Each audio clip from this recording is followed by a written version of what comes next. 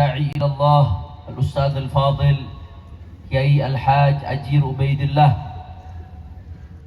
Juga hadir di tengah-tengah kita ada Wakil Bupati Kabupaten Cianjur Akhina Ramzi, dan semuanya para habaib, para kiai, para sesepuh. Tidak saya sebutkan satu persatu tanpa mengurangi rasa hormat dan ta'zim saya kepada beliau-beliau semua. Kita doakan mudah-mudahan guru-guru kita, ulama kita, kiai kita, masyayikh kita, Allah panjangkan umurnya, Allah sehatkan badannya, Allah jaga zahir batinnya, Allah menangkan perjuangannya. Amin ya rabbal. Dan salam penghormatan yang paling istimewa saya hadiahkan kepada hadirin hadirat, muslimin muslimat, mukminin mukminat yang hadir pada malam hari ini. Semua angkat tangannya sadayana, kita minta sama Allah, mudah-mudahan tidaklah kita keluar dari tempat ini kecuali semua dosa kita diampuni oleh Allah. Amin. Yang sakit Allah angkat penyakitnya. Amin. Allah sehatkan badannya. Amin. Semua yang hadir dilapangkan rezekinya. Amin. Diberkahi kehidupannya. Amin.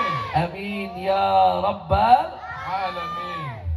Ahiba'il kiram, alhamdulillah, pada malam hari ini kita sama-sama berkumpul tidak lain dan tidak bukan dalam rangka memperingati tahun baru Islam 1448 Hijriyah.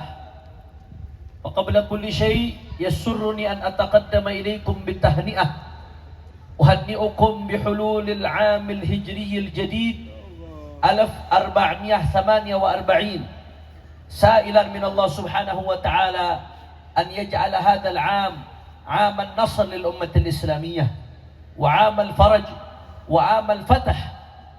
Saya mengucapkan selamat tahun baru Islam 1448 Hijriah. Mudah-mudahan tahun ini jadi tahun kemenangan buat umat Islam. Jadi tahun keberkahan buat umat Islam. Jadi tahun kelapangan buat umat Islam. Amin ya rabbal alamin. Ahiba'il kiram, saya tadi pagi masih di Ciamis sampai zuhur. Karena semalam acara di Banjar deket Pangandaran. Alhamdulillah malam hari ini dari siang tadi perjalanan dan malam hari ini udah di Cianjur Cipanas. Alhamdulillah. Tapi meski demikian capek, lelah, letih, begitu sampai ke Cipanas ngelihat jamaahnya lemes-lemes pisan, saudara. Jadi malas mau lanjut ceramah. Ini kira-kira lanjut teh? Kurang semangat, lanjut teh? Sadayana masih semangat? Siap ngaji? Siap tabligh? Siap sampai subuh? Semua angkat tangannya, takbir! Takbir! Sallu ala nabi. Itu takbir buat musir jin-jin dan tebus. Ahiba'il kiram, bicara soal tahun baru Hijriah tidak bisa lepas dari hijrahnya baginda Nabi besar Muhammad sallallahu alaihi wasallam. Bukan berarti Nabi hijrah di bulan Muharram, bukan. Karena menurut pendapat yang kuat Ibnu Sa'ad dalam Tabaqat menyebutkan hijrahnya Nabi itu di bulan Rabiul Awal. Nabi berangkat hijrah dari Mekah 1 Rabiul Awal sampai di Madinah 12 Rabiul Awal, saudara. Jadi 12 Rabiul Awal itu bukan hanya hari lahirnya Nabi, termasuk dalam sebagian riwayat hari wafatnya Nabi juga, saudara. Dalam riwayat lain juga mengatakan itu adalah hari sampainya Nabi ke Madinah. Sallu ala Nabi Muhammad. Kalau memang Nabi hijrah bukan di bulan Muharram, kenapa kok kita merayakan tahun baru Hijriah di Muharram, Habib? Penisbatan Hijriah bukan karena hijrah di Muharram. Muharram itu memang permulaan tahun. Tapi penisbatan Hijriah karena titik nol dari tahun hijrah ini adalah tahun di mana hijrahnya baginda Nabi besar Muhammad sallallahu alaihi wasallam. Jadi kalau sekarang 1448 tahun, berarti sudah berlalu 1448 tahun dari hijrahnya Rasulullah Sallallahu Alaihi Wasallam, saudara. Maka kalau kita bicara hijrah Nabi, ada banyak aspek yang bisa kita bahas. Di antaranya, Syekh Syahidul Mihrab Muhammad Sa'id Ramadan Al-Buti alaihi ridwanullah, dalam kitabnya Fiqhus Sirah An-Nabawiyah, beliau mengatakan bahwasanya dengan sampainya Nabi di kota Madinah, maka seketika itu berdiri negara Islam pertama di atas muka bumi, saudara. Datangnya Nabi bukan hanya sebagai Nabi, sebagai Rasul, tapi saat itu beliau juga sebagai pimpinan negara, yang kemudian negara Islam tersebut berkembang pesat di zaman Khulafaur Rasyidin, berkembang seantero dunia, saudara, dan bekasnya kita rasakan sampai hari ini, saudara. Dan kata Syekh Al-Buti, begitu Nabi sampai ke Madinah, di situ berdiri negara Islam pertama di atas muka bumi, dan Nabi dirikan negara itu di atas 3 pondasi. Coba orang Cianjur, ada berapa pondasinya? 3. Ada berapa pondasinya? 3. Apa saja 3 pondasi tersebut? 1. Binaul masjid. Nabi begitu sampai ke Madinah, Nabi langsung bangun masjid. Jadi begitu Nabi sampai ke Madinah, Nabi naik onta, saudara. Itu onta sama Rasulullah nggak disetop, karena onta ini dibimbing sama Allah Ta'ala. Dibiarkan sama Nabi di mana dia mau berhenti, saudara. Akhirnya sampai kepada satu bidang tanah milik 2 anak yatim yang diasuh oleh sahabat As'ad ibn Zurarah al-Ansari radhiyallahu an. Begitu sampai di tanah tersebut, ontanya turun tanpa diperintahkan. Ternyata tempat tersebut sebelum Nabi hijrah sudah dijadikan tempat sholat oleh para Ansar, saudara. Singkat cerita, akhirnya Nabi tunjuk tempat ini kita bangun masjid, kata Rasulullah. Rasulullah SAW ketika menyampaikan rencana mau bangun masjid di tempat tersebut, itu 2 anak yatim ini langsung mengatakan, nahabuhu laka ya Rasulullah. Ya Rasulullah, jangan beli tanah ini ya Rasulullah, kami berikan saja untukmu ya Rasulullah. Gak usah dibeli ya Rasulullah. Anda bayangkan anak yatim, mungkin barangkali segitu-segitunya peninggalan dari ayahnya, saudara. Tapi karena ini Nabi Muhammad, nahabuhu laka ya Rasulullah, kami berikan untukmu ya Rasulullah. Tapi Rasulullah SAW mengajarkan kepada kita, saudara, bagaimana yang namanya perjuangan, bukan hanya dengan tenaga, bukan hanya dengan pikiran dan waktu, tapi juga dengan harta. Nabi menolak ketika mau dikasih, saudara. Kata Nabi, enggak mau kalau dikasih, saya beli, kata Rasulullah. Akhirnya dibeli sama Nabi beberapa dinar, saudara. Begitu tanah itu dibeli, Nabi tetapkan buat masjid. Itu gotong royong para sahabat rame-rame bangun masjid tersebut, saudara. Dan langsung Nabi turun tangan ikut membangun masjid tersebut. Anda bayangkan, manusia paling mulia, manusia paling agung, Sayyidul Awwalin wal Akhirin, turun tangan langsung dengan tangan mulianya menggotong royong membangun masjid, saudara. Sallu ala Nabi Muhammad. Sallu ala Nabi Muhammad. Nabi pengen nyontohkan kepada kita, ini loh pemimpin. Kalau jadi pemimpin turun langsung, mencontohkan dengan perbuatan sebelum dengan ucapan. Nggak boleh pemimpin cuma omon-omon saja, saudara. Betul? Betul. Sebelum dengan kata-kata, dengan perbuatan dicontohkan. Itulah Rasulullah Sallallahu Alaihi Wasallam. Beliau turun tangan langsung bersama para sahabat, gotong royong membangun masjid, dan masjid pun selesai. Itulah yang disebut dengan Masjid Nabawi, yang sampai hari ini semakin luas di bumi Madinatul Munawwarah. Mudah-mudahan sadayana yang mengaminkan bisa ziarah ke Madinah, bisa ziarah Rasulullah, ziarah ke masjidnya Rasulullah, sholat iktikaf di raudhahnya Rasulullah. Amin ya Rabbal Alamin. Kira-kira sampai sini jelas tak? Jelas. Sadayana parantos ngartos. Alhamdulillah. Pertanyaannya Habib, kenapa Nabi langsung bangun masjid?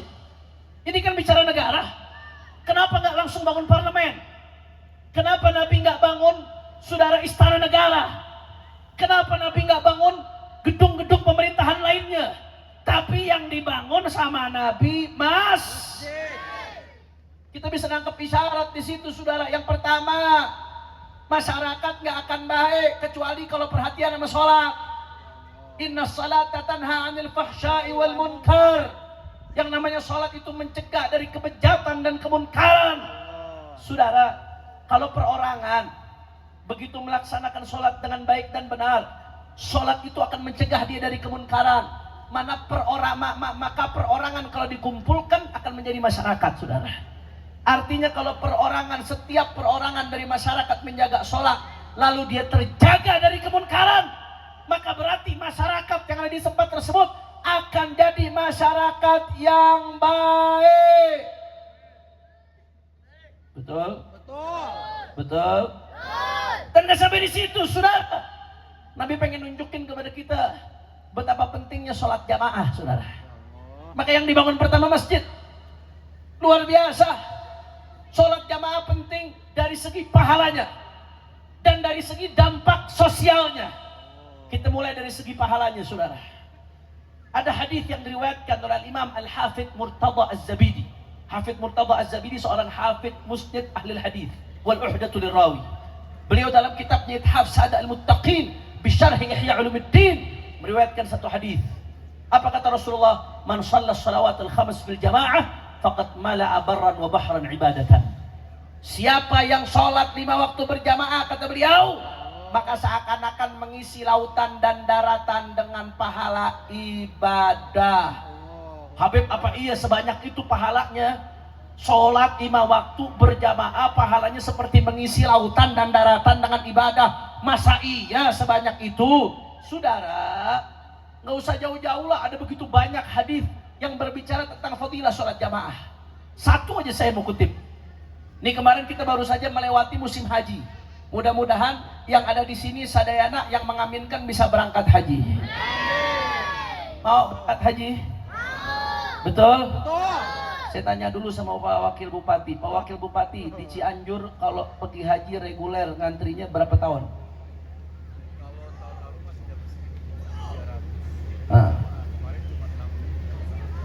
Berarti lebih lama nih, 20 tahun lebih nunggunya. Nggak nyampe. Taruhlah 15 tahun. Mudah-mudahan. Soalnya umumnya di berbagai daerah 25 tahun. Taruhlah 15 tahun, saudara. Haji nunggu 15 tahun itu kalau reguler. Susah banget reguler. Kalau mau eksekutif, saudara, bayarnya ratusan juta, 8 tahun nunggunya bisa. 8-7 tahun setahu saya. Tapi Anda orang Cianjur, masyarakat Cianjur bisa dapat pahala haji tanpa nunggu bertahun-tahun, tanpa mengeluarkan biaya besar. Bagaimana caranya? Di dalam sebuah hadis yang diriwayatkan oleh Imam Abu Dawud, Rasulullah SAW bersabda, "Man kharaja min baitihi mutatahhiran ila salatin maktubatin falahu mithlu ajril hajjil muhrim." Shadaqa Rasulullah SAW. Apa kata Nabi Muhammad? Man kharaja min baitihi mutatahhiran. Siapa orang yang keluar rumahnya dalam keadaan sudah bersuci, sudah wudu, saudara. Keluarnya kemana? Ila salatin maktubatin, menunaikan sholat wajib, maksudnya berjamaah di masjid. Dia keluar dari rumahnya, sholat berjamaah, saudara. Entah di masjid, entah di musola. Apa pahala yang dia dapatkan? Falahu mithlu ajril hajil muhrim. Dia dapat pahala seperti orang yang haji yang ihram. Alhamdulillah. Raja Salman, Pak, Bu, tahu Raja Salman? Raja Saudi. Walaupun dia Raja Saudi, bisa haji setahun cuma sekali. Karena al-hajju Arafah. Haji itu ya hari Arafah. Tapi orang Cianjur, kalau jaga 5 jamaah di 5 waktu di masjid berjamaah, dapat pahala haji sehari 5 kali. Dahsyat tuh. Dahsyat tuh. Andai nih andai. Kita aminin aja dulu. Tahu-tahu Pak Wakil Bupati besok bikin pengumuman. saya mengumumkan buat masyarakat Cibodas, saya siapkan 1 pesawat kosong buat masyarakat Cibodas pergi haji gratis ditanggung sama Pak Wakil Bupati. Amin. Amin. Itu kira-kira berebut nggak? Bacok-bacokan, saudara. Bacok-bacokan. Padahal nggak mungkin. Karena Pak Wakil Bupati nggak bisa ngeluarin visa haji, saudara. Bukan wewenangnya. Dan dana dari mana? Tapi insya Allah rezekinya sampai ke situ. Amin ya Allah. Tapi ini depan mata. Pahala haji setiap sholat berjamaah. Saya nggak ngelihat ada yang berebut masuk masjid, saudara. Kosong. Apa kita kurang iman sama yang disampaikan Nabi Muhammad? Maka pantas Nabi Muhammad begitu masuk ke Madinah yang didirikan masjid, saudara. Nabi pengen umatnya perhatian sama sholat jamaah, saudara. Itu baru dari aspek pahala, belum dari aspek sosial. Kenapa Nabi begitu masuk Madinah, Nabi bangun masjid, saudara? Sebab kalau ada masjid, berarti 5 waktu berjamaah. Kalau 5 waktu berjamaah, maka terbangun kebersamaan. Kalau sholat berjamaah di masjid, soft orang kaya sama orang miskin dipisah atau gabung?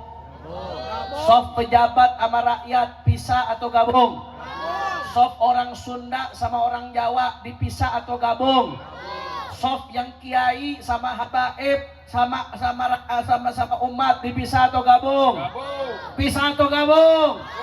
Anda bayangkan, sehari 5 kali sekat-sekat ekonomi dihapus, sekat-sekat sosial dihapus, sekat-sekat politik dihapus, sekat-sekat suku dihapus. Sehari 5 kali bergabung bersama-sama, saudara. Gimana gak kompak, timbul saling sayang, saling perhatian, kebersamaan. Kalau ini terjadi di sebuah negeri, negeri tersebut akan kuat. Makanya Nabi langsung bangun masjid, saudara. Dan gak heran, Nabi begitu marah, Pak Bu. Marah luar biasa ke Nabi ketika ada orang-orang yang sengaja nggak sholat berjamaah, saudara. Di dalam hadis sahih, Rasulullah menceritakan keinginannya. Apa keinginan Rasulullah? Kata Rasulullah, suatu saat saya pengen, kata Nabi, begitu sholat didirikan, saya keluar dari masjid. Saya pengen rasanya kumpulkan kayu bakar, kata Rasulullah. Saya pengen keliling itu, saya cari orang-orang yang di rumah yang gak mau sholat berjamaah. Saya pengen bakar rumahnya, kata Rasulullah SAW, saudara. Ahrik alaihim buyutahum, saudara. Walaupun Nabi belum sempat bakar, kan gara-gara saya ngomong gini, orang Cipanas pulang dari sini main ngebakar rumah orang, saudara. Saya nggak tanggung jawab. Nabi belum sempat ngebakar, belum. Tapi Nabi sudah utarakan keinginan itu. Apa? Saking jengkelnya Nabi, saking marahnya Nabi sama orang-orang yang nggak berjamaah, saudara. Padahal nggak ada udzur. Kenapa? Karena mereka bukan hanya meninggalkan, bukan hanya melewati pahala yang besar, tapi saudara, ketidakhadiran dalam berjamaah berarti sama saja tidak bersosialisasi, jauh daripada sosial, tidak mau melebur dengan masyarakat yang lain, sehingga terjadi sekat-sekat sosial. Ini bahaya, menyebabkan kerenggangan di tengah masyarakat, saudara. Kira-kira sampai sini jelas atau tidak? Jelas atau tidak? Maka tolak ukur malam hari ini tablik akbar sukses kalau besok masjid-masjid rame subuh, saudara. Kalau besok subuh masjid rame, berarti tablik akbar hari ini, malam hari ini sukses, insya. Maka sadayana semuanya masyarakat Cianjur jawab yang kompak, siap ramaikan masjid? Kurang semangat eta, siap ramaikan masjid? Siap siarkan masjid? Siap istiqamah berjamaah? Sekali lagi semua angkat tangannya, takbir. Sallu ala Nabi. Itu yang pertama. Jadi pondasi pertama Nabi mendirikan negara Islam Madinah adalah membangun masjid. Yang kedua, saudara. Tapi sebelum saya lanjutkan yang kedua, ini Masya Allah, ibu-ibu 3 kali lipat lebih ramai dari yang laki-laki. Masya Allah. Hidup ibu-ibu. Kalau ibu-ibu jumlahnya 3 kali lipat lebih ramai yang dari laki-laki, ini berbahaya berarti. Berarti satu ibu-ibu, sepertiga ibu-ibu saja yang akan mendapatkan jodoh. duanya lagi terancam nggak dapat jodoh. Berarti ada solusi, Gus. Solusinya berarti satu laki-laki harus punya 3 istri supaya semuanya selamat, saudara. Amin. Kenapa saya berani bahas gini? Karena nggak ada live streaming, jadi istri saya nggak nonton. Ah, betul Habib. Kalau siapa yang streaming itu? Matiin itu. Bahaya, ini bahaya. Bercanda, Bu. Ya, ibunya lemes, Bu. Damang, Bu. Amang, sehat. Ibu-ibu yang jawabnya kompak, ngajinya semangat, saya doakan panjang umur, Amin. sehat walafiat, makin disayang sama suami. Amin. Tapi yang pas saya ceramah ngobrol, apalagi main HP, saya doakan mudah-mudahan lakinya kawin 3. Amin. Bercanda, Bu, bercanda, Bu. Insya Allah di sini semua perempuan-perempuan solehah. Amin. Lanjut. Kurang kompak. Lanjut.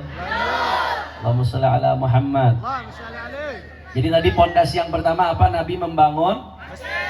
Yang kedua, saudara, begitu Nabi hijrah, pondasi yang kedua al-mu'akhah bainal muhajirin wal ansar. Nabi mempersaudarakan antara muhajirin dan ansar. Kalau bahasa sekarang yang lagi tren di medsos, muhajirin itu pendatang, Pak. Ansor itu pribumi di Madinah.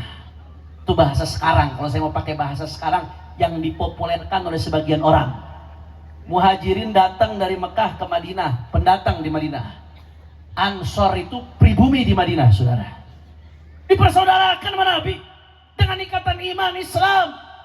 Bahkan ada sebagian sahabat, sekian puluh sahabat, saudara. Saya nggak hafal nama-namanya. Itu secara khusus, person to person, dipersaudarakan oleh Nabi. Sayyidina Ja'far bin Abi Talib dipersaudarakan dengan Sayyidina Mu'adz bin Jabal radhiyallahu anhuma. Sayyidina Hamzah bin Abdul Muttalib dipersaudarakan dengan Sayyidina Zaid ibn Harithah radhiyallahu anhuma. Dan masih banyak sahabat lainnya, saudara. Itu orang-orang yang dipersaudarakan sama Nabi yang tadinya nggak saling kenal, saudara. Jadi saudara yang punya harta, sebagian hartanya dibagi 2, saudara. Karena mereka datang dari Mekah nggak punya apa-apa. Banyak yang hartanya ditinggalkan di Mekah. Ada yang hartanya dibagi 2, ada yang rumahnya dibagi, luar biasa. Bahkan di awal-awal hijrah itu yang dipersaudarakan oleh Nabi saling mewarisi satu sama lain, saudara. Sampai datang ayat warisan menasakh daripada hal tersebut. Luar biasa. Dan sampai di situ, saudara, bukan hanya person to person yang dipersaudarakan oleh Nabi, bahkan secara keseluruhan umat Islam dipersaudarakan oleh Nabi. Wadhkuru ni'matallahi 'alaikum id kuntum a'da'an fa'alafa baina qulubikum fa asbahtum bi ni'matihi ikhwana. Shadaqallahul 'adzim. Allah sampai ingatkan dalam Al-Qur'an, wadhkuru ni'matallahi 'alaikum. Kata Allah, ingat-ingat nikmat Allah atas kalian. Apa nikmatnya ya Allah ya Rabb? Id kuntum a'da'an, dulu kalian saling bermusuh-musuhan.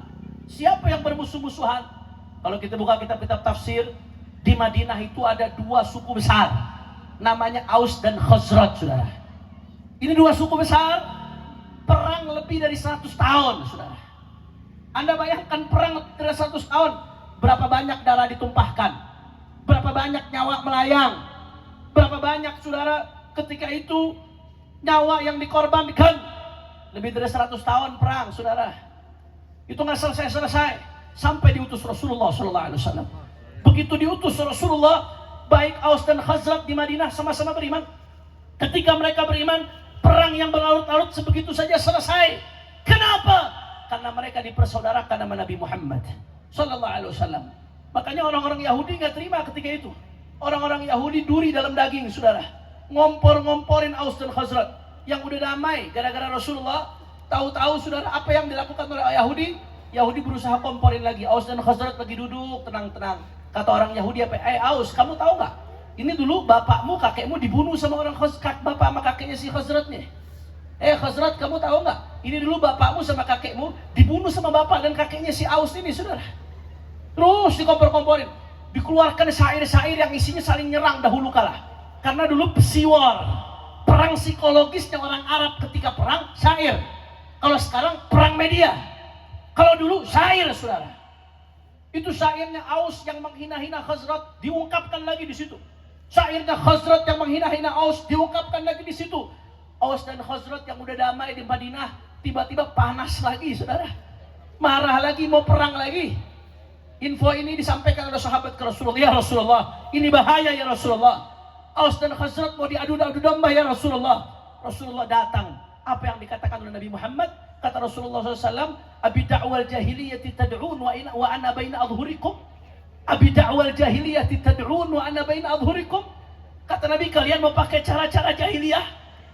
Perang suku, ribut ras, kelompok, padahal aku masih ada di tengah-tengah kalian.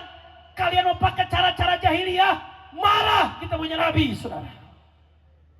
Allahumma salli ala Muhammad. Allahumma salli alaih. Yang sholawat dikit. Allahumma salli ala Muhammad. Allahumma salli alaih. Takbir. Allahu Akbar. Akbar. Pas sampai di situ, saudara. Pernah suatu saat ada satu orang dari Muhajirin, satu orang dari Ansor. Perorangan saja ada cekcok, saudara. Yang namanya masyarakat, orang cekcok biasa, satu orang dengan satu orang. Tapi apa yang terjadi? Kaum munafikin mengambil kesempatan dalam kesempitan, memancing dalam ruh, saudara. Begitu ini satu muhajir pendatang dari Mekah. Ansor pribumi Madinah, pendatang dan pribumi. Ingat kata kuncinya, saudara. Akhirnya ada orang munafik mau ngompor-ngomporin. Apa bahasa Sundanya ngompor-ngomporin? Manas-manasin, apa bahasa Sundanya? Hah? Mamanas. Begitu ya? Pokoknya begitu dah. Manas-manasin, saudara. Apa kata orang munafik ini?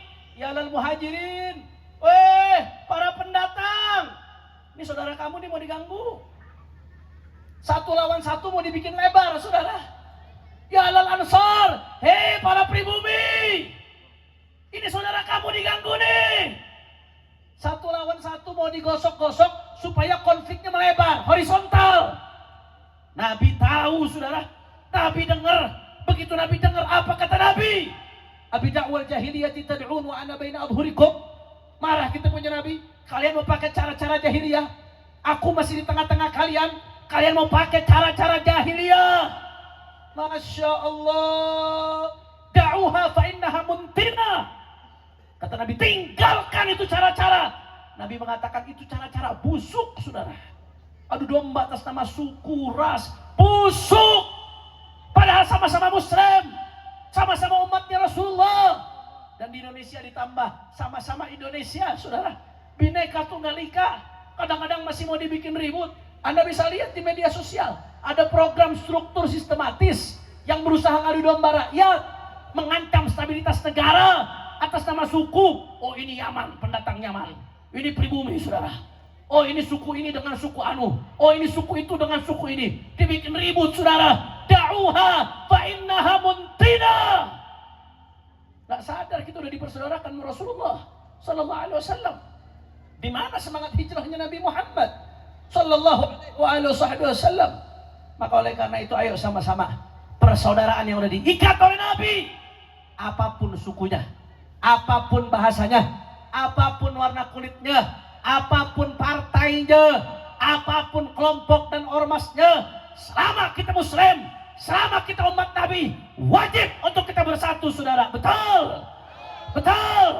Maka saya mau tanya, jawab yang kompak semuanya. Semua orang Cianjur, semua jawab yang kompak. Siap bersatu? Siap. Beda-beda suku, siap bersatu? Siap. Beda-beda bahasa, siap bersatu? Siap. Beda-beda warna kulit, siap bersatu? Siap. Siap rapatkan barisan? Siap. Kalau ada yang mau ngadu domba umat atas nama suku, diamkan atau lawan? Lawan. Diamkan atau lawan? Lawan. Kalau ada yang mau ngadu domba umat, bikin umat ribut antara habaib dan kiai, antar suku dengan suku, diamkan atau lawan? Lawan. Siap jaga persatuan? Siap jaga kesatuan? Semua angkat tangannya, takbir. Sallu ala Nabi.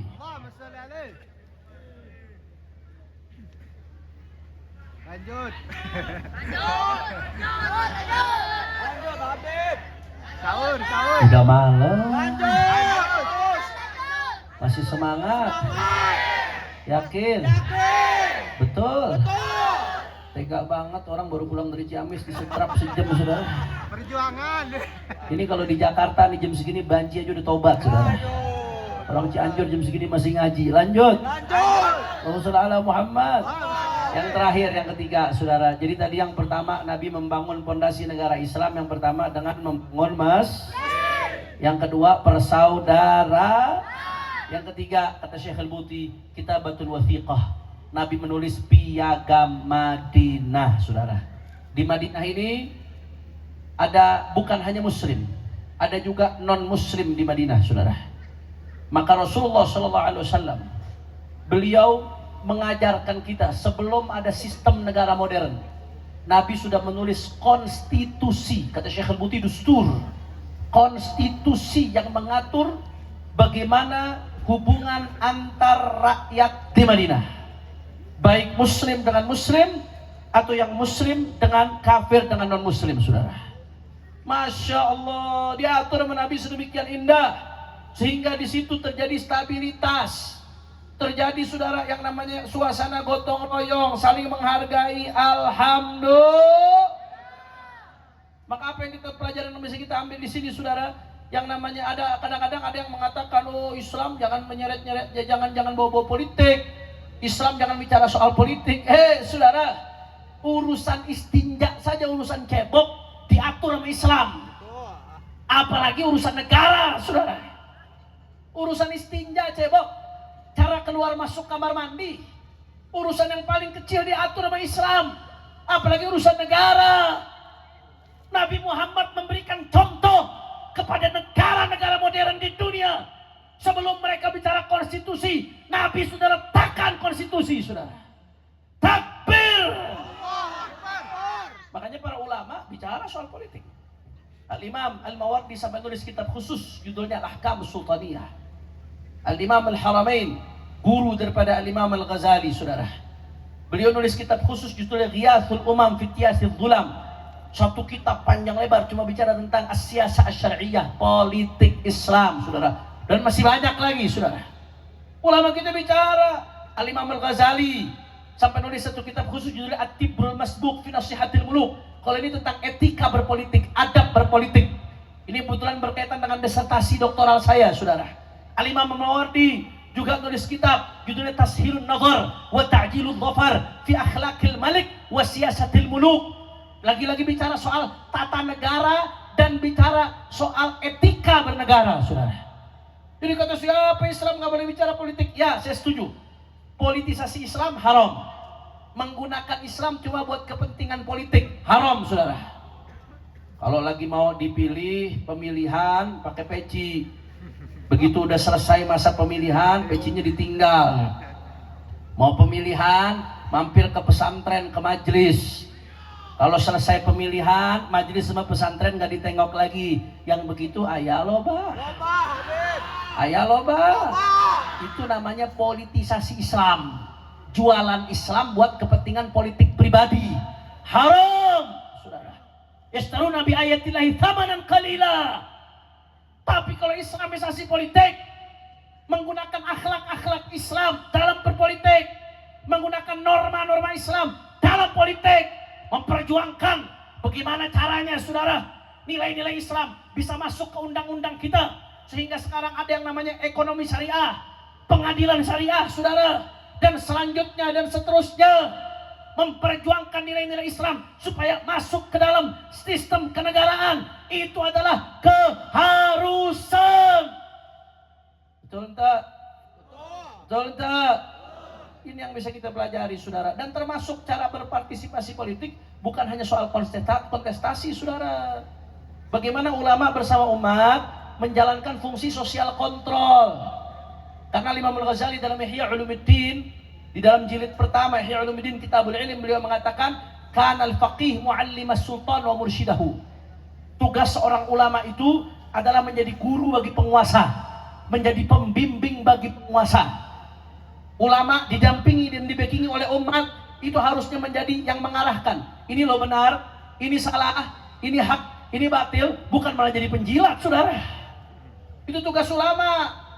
Makanya kalau ini nggak dijalankan, apa yang terjadi di dalam daripada Rub'ul Munjiat Al-Imam Al-Ghazali di dalam Rub'ul Muamalat, di dalam kitab Amal Ma'ruf Nahi Munkar, beliau mengatakan saudara, fasadul ra'aya bifasadil muluk, wa fasadul muluk bifasadil ulama, wa fasadul ulama bistila'i hubbil jahi wal mal, wa man istawla alaihi hubbul jahi wal mal lam yaqdir al hisbah ala al aradil fa kaifa bil hisbati ala al akabir.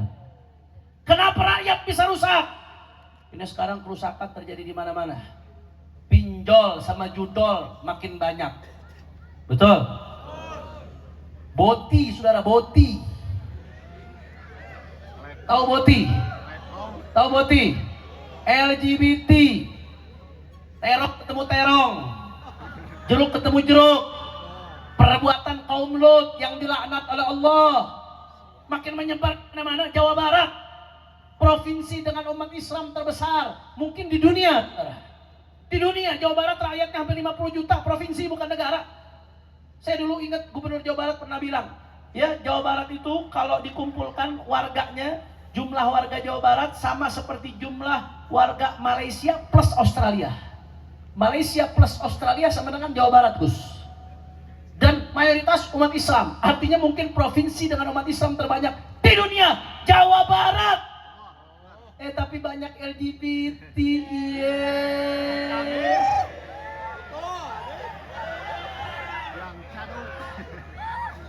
Bahaya tidak? Bahaya. Bahaya tidak? Itu penyakit yang nular, Pak. Penyakit yang nular. MUI kemarin, MUI Pusat mendorong supaya dikeluarkan undang-undang memberikan hukuman pidana terhadap pelaku LGBT. Setuju atau tidak? Setuju. Dan ini sudah ada di beberapa negara, saudara. Sudah ada di beberapa negara. Sampai di Indonesia saat ini, kalau pelaku LGBT belum ada pidananya, saudara. Belum ada pidananya, belum diatur undang-undangnya, saudara. Kalau merkosa orang, ya kena pidana. Atau kalau salah satunya suami orang atau istri orang, terus selingkuh sama pasangan LGBT, itu bisa kena pidana. Atau salah satunya di bawah umur, bisa kena pidana. Bukan karena LGBT-nya, karena di bawah umurnya. Bukan karena LGBT-nya, karena selingkuhnya. Bukan karena LGBT-nya, karena pemerkosaannya. Kalau perilaku LGBT-nya sendiri, belum ada undang-undangnya yang melarang, saudara. Belum ada undang-undangnya yang memberikan pidana. MUI mendorong supaya ini dipidana. Ini bahaya, penyakit. Karena LGBT ini, Pak Bu, penyakit menular. Ini kalau bahasa santri, orang yang hari ini jadi maf'ul, saudara, besok bisa jadi naibul fa'il.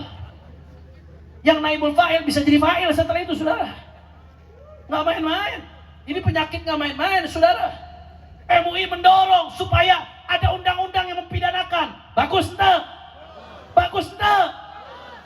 Ada sekian puluh ormas pelangi protes, nggak terima kalau sampai LGBT dipidana. Iya, boti.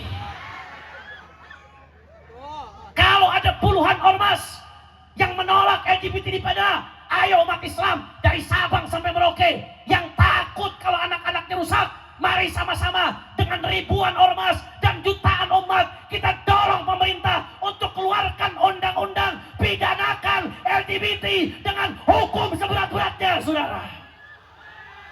Takbir, takbir, takbir. Sallu ala Nabi. Kalau di tingkat nasional belum bisa, minimal ada perda-perda di tingkat provinsi. Di tingkat provinsi belum bisa, minimal ada perbub di tingkat bupati, kabupaten. Insya Allah mudah-mudahan. Ini ada Pak Wali, Wakil Bupati. Mudah-mudahan di Cianjur segera keluar peraturan bupati larangan LGBT, saudara. Setuju? Setuju? Insya Allah ini akan jadi amal jariah Pak Wakil Bupati dan Bupati beserta DPRD-nya untuk seumur hidup. Amin ya Rabbal. Sekali lagi saya mau tanya nih masyarakat Cianjur, kalau pemerintah Kabupaten Cianjur mengeluarkan perbub pelarangan LGBT, dukung atau jangan? Dukung atau jangan? Support atau tidak? Support atau tidak? Takbir. Sallu ala Nabi. Boti makin di mana-mana, judi online luar biasa, saudara.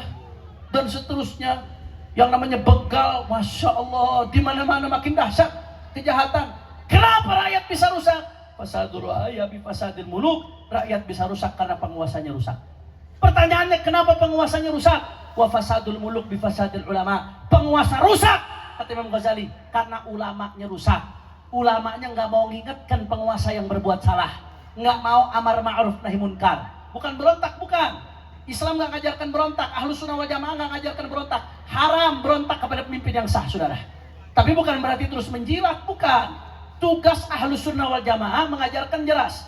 Kalau ada program-program pemerintah yang positif, yang bagus, taat. Atiullah wa atiur rasul wa ulil amri minkum. Taat, saudara. Imam Ibnu Jarir At-Tabari di dalam tafsirnya mengatakan, ulil amri itu siapa? Ulil amri penguasa. Kalau ada peraturan yang bagus, taat, dukung, support. Tapi kalau ada yang menyimpang, yang merugikan umat, mendolimi rakyat, wajib ulama bersama umat untuk protes, saudara, untuk nahi munkar. Supaya apa? Kalau diingatkan, orang yang salah itu sadar, nggak merasa dirinya benar. Tapi kalau nggak ada yang mengingatkan, nggak sadar dirinya salah, akhirnya larut terus dalam kesalahan. Kalau itu terjadi, rakyatnya yang jutaan yang dirugikan, saudara, betul? Tapi begitu ulamanya rusak, nggak berani mengingatkan. Kenapa nggak berani mengingatkan? Kata Imam Al-Ghazali, listila'i hubbil jahi wal mal. Gara-gara Bolos. Cuan. Uang. Duit. betul, Dari. betul, Betul. betul. Betul. Cinta harta. Cinta. Biasa tiap bulan dapat kiriman 20-30 juta. Oh, kalau abdi protes nggak masuk lagi eta kiriman, nggak dikirim lagi nih. Ini fakta, saudara. Imam Ghazali yang mengatakan, nerima bantuan dari pemerintah boleh, itu hak rakyat, saudara. Itu uang dari rakyat, silahkan. Tapi kalau sampai itu masuk ke hati, sampai menimbulkan rasa takut untuk menegur, saudara, ini yang jadi masalah. Harta di tangan, silahkan. Allahumma ja'alid dunya fi aidina. Tapi kalau sampai harta di hati, ini yang jadi masalah, saudara. Kalau sudah hatinya dipenuhi dengan harta, kata Imam Ghazali, jangan negor orang besar, negor orang kecil pun nggak berani. Akhirnya penguasa nggak ada yang mengingatkan karena ulamanya semua bungkam, diam. Kalau sudah penguasa nggak ada yang mengingatkan, larut dalam kerusakan. Kalau sudah larut dalam kerusakan, saudara, maka rakyat yang dirugikan. Maka saya mau ajak umat, ayo semuanya, mari kita jalankan fungsi sosial kontrol. Itu fungsi umat bersama ulama, saudara. Bagaimana fungsi sosial kontrol? Bukan jadi oposisi, bukan. Dalam Ahlus Sunnah wal Jamaah, ulama bukan oposisi. Kalau oposisi itu, apapun yang datang dari pemerintah, mau jelek, mau bagus, udah jelek aja, saudara. Bukan itu, tapi jadi sosial kontrol. Kalau ada yang baik, dukung. Ada yang baik, support. Ada program yang bagus, sokong. Tapi kalau ada yang buruk, yang jelek, yang merugikan rakyat, yang mendolimi rakyat, wajib ulama bersama umat untuk mengingatkan. Jangan pernah berhenti, apapun resikonya, saudara. Di zaman Jokowi, saudara, gara-gara saya vokal amar ma'ruf nahi munkar, dipenjara 1 tahun, saudara. Lantas apakah kapok? Na'udzubillah min dalik. Nas'alullah al-afiyah. Itu nggak boleh buat kita berhenti untuk menyampaikan kebenaran. Umat jangan diam, bangkit, jangan bungkam, ingatkan, tegur. Kalau ada yang nggak benar, luruskan dengan baik, demi bangsa, demi negara, demi cinta kita kepada Indonesia. Apapun yang terjadi, nggak ada urusan. Mau dicaci, mau dimaki, mau dihina, mau dipenjara, mau dibunuh sekalipun, saudara. Kaki jadi kepala, kepala jadi kaki, mati bersih darah. Jangan pernah mundur untuk terus perjuangkan kebenaran, saudara. Takbir, takbir.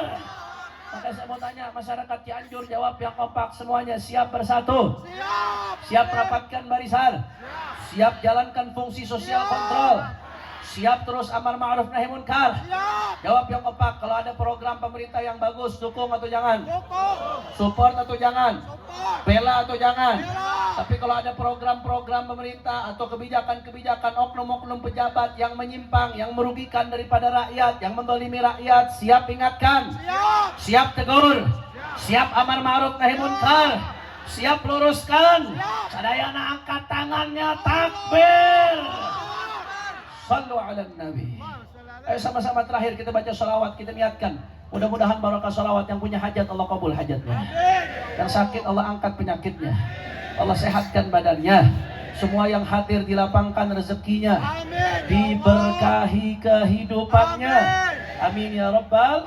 Tadi menambahkan yang Gus Ajin ingatkan, jangan lupa besok puasa Tasu'a, sunnah, saudara.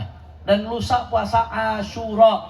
Itu puasa Asyura, 1 kali puasa menggugurkan dosa setahun sebelumnya. Alhamdulillah. Berarti kalau meninggalkan rugi ente. Betul. Rugi ente. Idealnya puasa Asyura dan Tasu'a. Kalau nggak Tasu'a, tanggal 11-nya, saudara. Jadi kalau nggak puasa besok, Rebo, Kemis, atau pilihan kedua bisa Kemis, Jumat, saudara. Tapi kalau nggak bisa juga, bisa 1 hari doang, Habib, minimal Kemis. Minimal Kemisnya saja, minimal. Idealnya bagusnya Rebo, Kemis, atau Kemis, Jumat, atau ya pilihan, atau Kemis, Jumat. Kalau nggak bisa juga, Habib cuma bisa 1 hari, minimal Kemis jangan ditinggalkan. Puasa Asyuranya, saudara. Jelas? Insya. Ayo sama-sama semuanya, semua kita baca sholawat, semua hadrah ikut, backing vokal jangan ikut, biar jamaah jadi backing vokal. Kita goncangkan Cibodas dengan sholawat semua. Salatullah Salamullah ala Taha Rasulillah. Salatullah